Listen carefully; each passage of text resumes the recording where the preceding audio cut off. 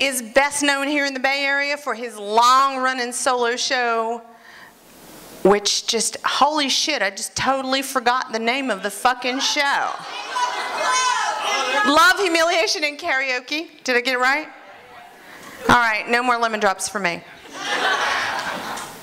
But I'm so thrilled he's on this show. He's working right now. He splits his time between New Orleans and San Francisco. He's working on a new show called Louisiana Fairy Tale. And y'all, this is new to him. So you got to give him the proper welcome here at Bawdy Storytelling. Our final storyteller tonight, Enzo Lombard.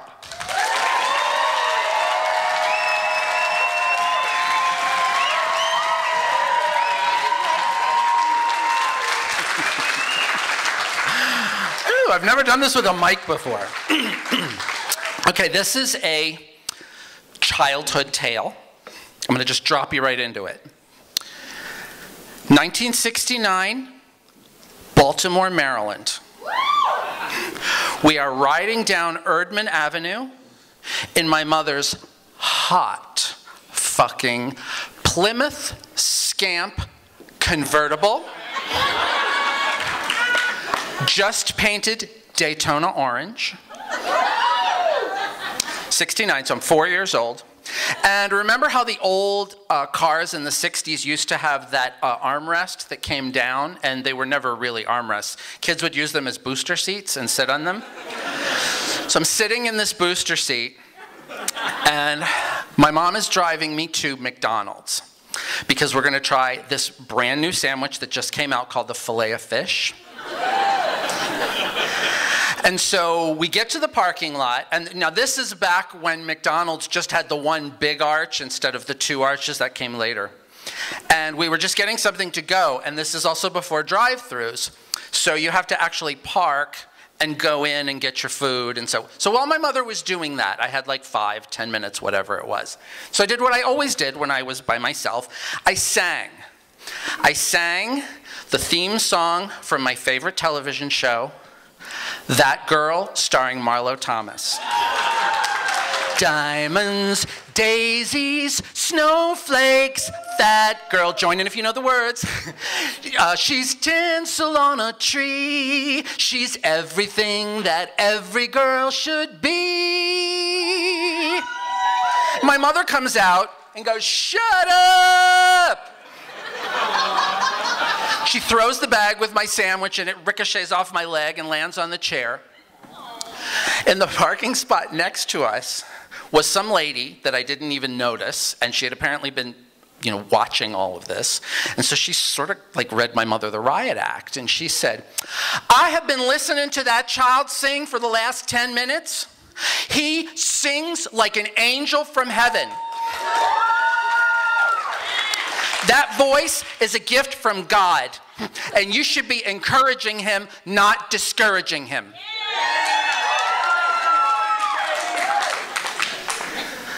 My mother said, "Lady, you don't live with it all the time." So we backed up. So I grew up in this enormous Sicilian family in Baltimore. We lived in East Baltimore. Everyone in my family lived in the same kind of red brick row home where you had to actually walk around the block and go through the alley to get into your back door. Everyone I knew lived. I didn't know you could live in something other than a red brick row home at that age. And my family, my immediate family, had really taken over this one block of Lyndale Avenue.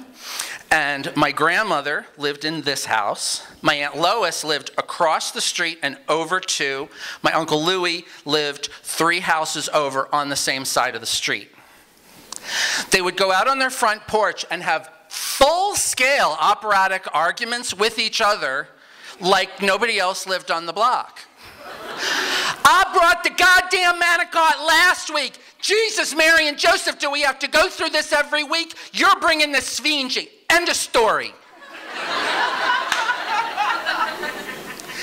So I'm this kid in this old world culture. We hadn't come to America for very long. And people call this, and now I see this is what's called a patriarchal system. But from my 4-year-old vantage point, Men weren't doing a fucking thing. Women were running everything. I thought men were just really grown-up children. We went to, you know, my older cousins would go to school, they would go to work, they'd come home, they'd have no fucking clue where anything was or what was going on. My uncles would like lumber around the dining room, and my Aunt Lois would come out with her big black beehive and her tipperello and go, get back in the goddamn living room. You'll eat when I say you eat.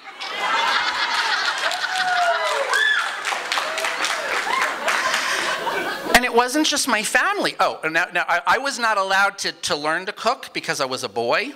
So I wasn't allowed anywhere near the kitchen either. But this kind of went on into television, or at least the way I saw television at that age. The late 60s, early 70s sucked to be a man, and especially a white man, because we were always the assholes on every single solitary show. Women were that girl, Anne Marie, moving to New York, getting her own apartment, launching a career in acting, taking off on all these new adventures. Then there was Jeannie, and she was so beautiful and so fucking hot. And she was just always trying to make everybody happy and stuff like that. And then you had Bewitched. You had Samantha and like Fabulous and Dora, and they were going off to Paris for lunch because they just fucking felt like it. And then the man came in. Major Tony Nelson, albeit fucking hot, always trying to hide Jeannie and hide her clothes and hide everything. And then on Bewitched, there was Darren. There were two of them. There was a big tweaker Darren. And then later there was like a sort of sweater fag version of Darren. But they were always doing the same goddamn thing. They were trying to hide the woman. Don't let anybody see your powers. Let's blend in. And I mean, as an adult, you can look back at that and say, okay, this is men holding women down. As a 4-year-old kid, I'm saying, these assholes do not need to be here. They're ruining my fucking shows and bumming me out.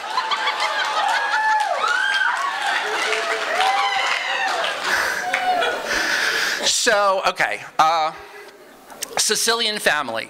People make all kinds of assumptions. Overdramatic, kind of racist, a little homophobic, check, and kind of check. But they also assume that they're really conservative, and I was like, yeah, no, I mean, okay. Let's say over here is uber conservative, okay? Like pink, sweaty, Fox News watching, lecherous conservative. And over here is the polar opposite. It's like tree hugging, hippy dippy, also lecherous, hopefully, liberal. And so my family wasn't entirely this, and they definitely were not this. They were this. They were both extremes at the same time, depending on what the topic was. Not even. Over here, we weren't allowed to see The Exorcist because it came from the devil. The devil personally made the movie The Exorcist. And we were not allowed to see The Godfather because it was such a negative portrayal of our people. My grandparents met fucking bootlegging. So, yeah. And nobody apparently had ever seen the movie, but they knew every fucking thing that happened in all of the movies. They'd say, there's this scene where they kill a bunch of people, and then they go to a christening. And they don't even go to confession first.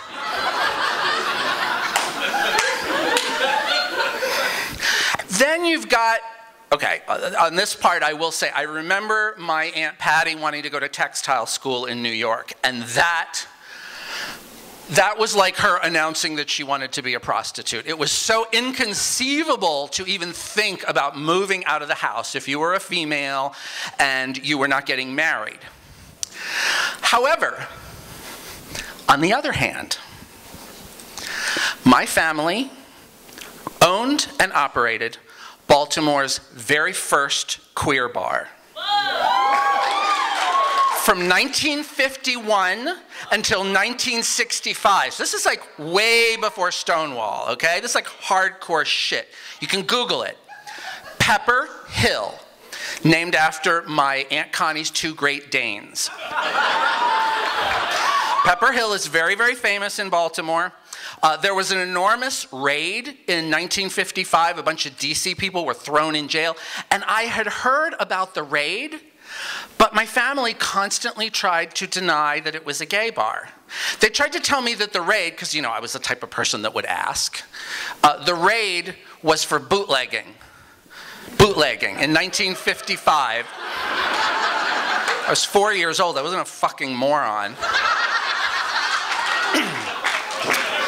So, I didn't really conclusively find out it was a gay bar until John Waters wrote about it 7 years ago. It's like, this was in my fucking family and I have to find out from John Waters? And then they acted like, you know, my father, no, it wasn't a gay bar. And then it was, yeah, well, you know, there was a couple of them there. And yeah, they had drag. And, you know, there was a really hopping back room. And, you know, eventually, the layers kind of emerged. So, if you were one of these females in our very traditional Sicilian family, and you wanted to court or go on dates, pizza, you weren't even allowed to hang out with girlfriends. You were no pizza, no movies, no bowling. The only way for you to go on any kind of date was to be supervised by the family. Which meant my aunts and my mother and father had all their first dates at my family's gay bar with a back room, hoppin' fucking gay sex back room, watching a drag act called Miss Fu. Now, I was trying to unearth this. I found some pictures from the bar as the years went on, and I kept seeing, now at Oriental, you know, Oriental in quotes, was a really big thing in the mid-50s. The silk tailored dresses and the things and the things in the hair and stuff like that. And I would find pictures of my aunts with like their droopy lopsided tits and like their one eyebrow, like dressed up as like these geisha girls. And I'm like, what kind of fucking bar was this? They would always try to deny it. So, it's fucking stupid. Anyway, so this was my vantage point as a kid. I clearly remember believing this. I laugh when I tell it. But here's how I believed that it worked. I believed that kids were gender neutral. I mean, I didn't know what that meant, but I thought kids were just kids. There were boy kids and girl kids, and they were just kids, and that's all there was. The only real difference was girl kids were supposed to tuck their penises in between their legs, because you know it's not nice to go around with your cock flopping around if you're a girl. So kids were just this gender neutral thing. And then when you got older, you didn't have to, I heard, you know, you go to school and then you have to quit, you know, you finish school and then you go to work. So I thought that daddy was just the oldest child. And so daddy was like this internship larval stage toward becoming the actual head of the household, which was, of course, the woman and the mother. And so I thought, you grew up, you put in your internship as like a daddy, which was a fucking drag, and you got yelled at. And then eventually you became a woman and got to go out and get your own house and your own daddy that took care of you and your own kids. Dixie said you guys would love that part. Made total fucking sense to me, and still kind of does. So, I'm back in the back seat of this convertible Plymouth Scamp with my fillet of fish, afraid to sing because I've been told not to. And so I say, Mom, how old am I going to be before I get to be a mommy? And she fucking panicked because she found me in her wigs, which I was really into. I wanted to be Anne Marie on That Girl, and they were black, and I wanted to look like her. And she said, hon, you're not going to be a mommy when you grow up. You're going to be a daddy. I said, I know, but after that.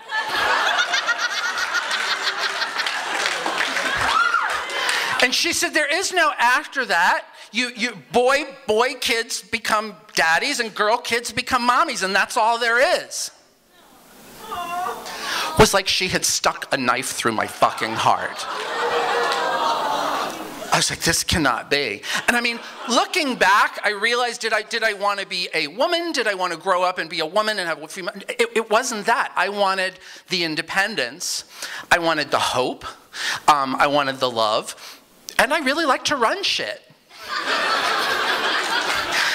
And being a woman seemed to be the only way that ever happened. So, I sat and I thought about it. I went into a little depression at 4 years old.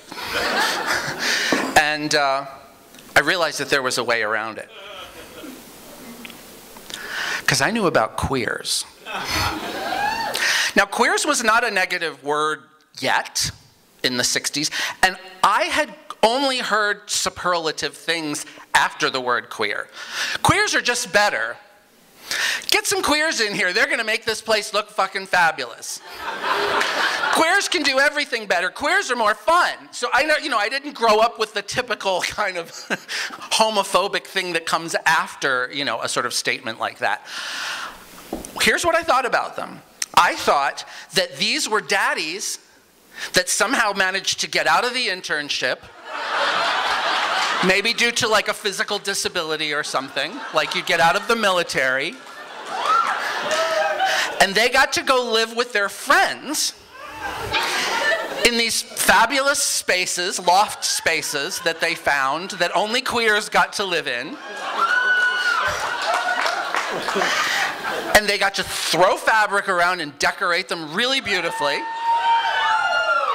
They didn't have any kids, so they were totally fun, unlike my asshole like uncles and people like that. And the clincher, all queers go to Europe. Every single one. I don't know how it happens, but they've all been there. They all go there. And I was like, okay, I'm going to be okay. I'm going to be okay because I'm going to grow up and I'm going to be a queer.